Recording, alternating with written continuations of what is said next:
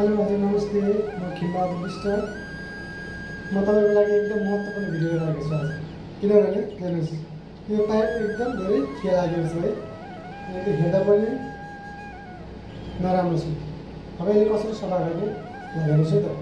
पहिला त हामी यो नर्मल ह्यान्ड ग्लोभ ल्याएको छौँ, किनकि मेरो ह्यान्ड ग्लोभ सकिसकेर फाइनल भएको मेरो ह्यान्ड ग्लोभ है सकिएर मैले चाहिँ यो ह्यान्ड ग्लोभ लिएको हो।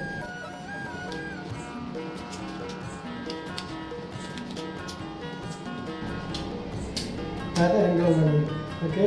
त्यसपछि स्पन्ज ह्यान्डल। अब यो ह्यान्डल भयो भने त खासै जरुरत परेन, त्यही पनि अब यो लगाएपछि एकदम आफ्नो हात एकदम सेफ भयो, किनकि यो केमिकल धेरै तगडा हुन्छ। अनि त्यसपछि हामीले युज गर्ने यो हेर्नुहोस्, बिग होम स्टेन रिमोभर। मतलब यसले खिया लागेको दागो लागेको चाहिँ यसले सफा गर्छ भनेको छ। भनेपछि यसले चाहिँ कतिवटा सफा गर्छ, के गर्छ सफा भनेपछि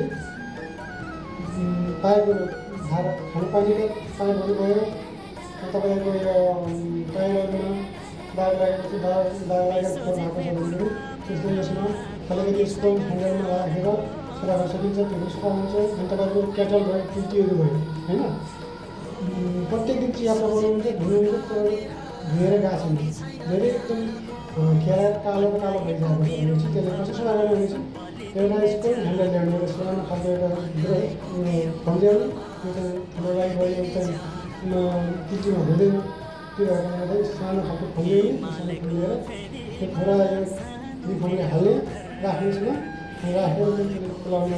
अब यो क्लियर चाहिँ क्लियर हुन्छ। नभए पदाउनु नभए म तपाईँहरूको लागि म एकछिन गइरहेको छु है। कसरी के हुँदैछ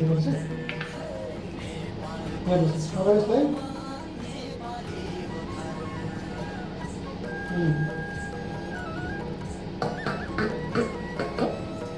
अब हेर्छु यो पुरा कालो छ होइन।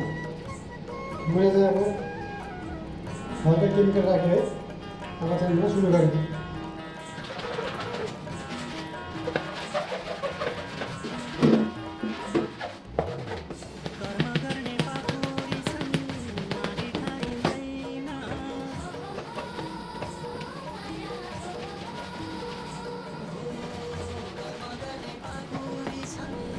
पुरा भ्रमण यस्तो कालो हुन्छ,